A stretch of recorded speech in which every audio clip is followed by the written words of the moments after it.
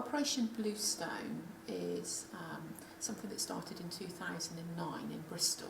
At that time, I was a detective superintendent in charge of the CID in Bristol, and that gave me the opportunity to reorganise how serious offences were dealt with in Bristol.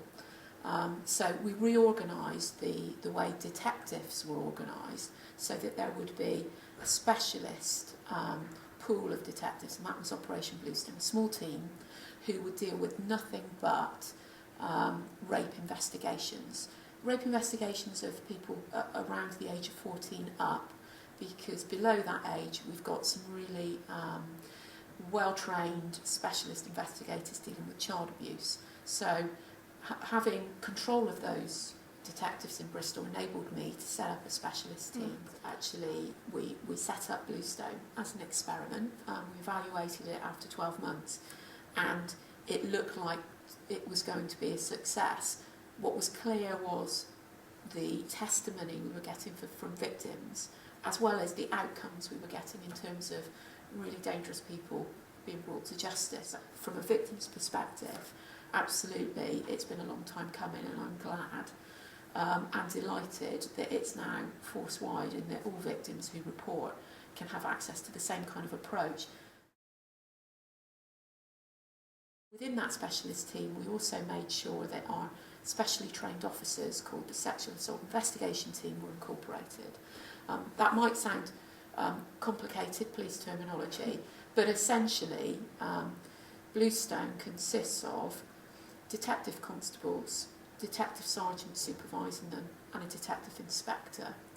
And they are specialist investigators who've received training that enables them to investigate serious crime.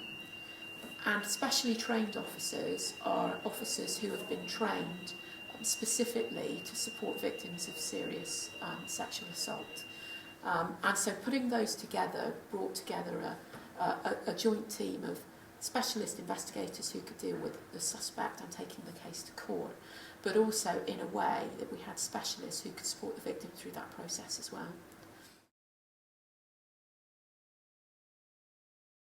The specially trained officers get a 3-week course, and the 3-week course covers a variety of different topics, but key ones will be how to gather best evidence from a victim.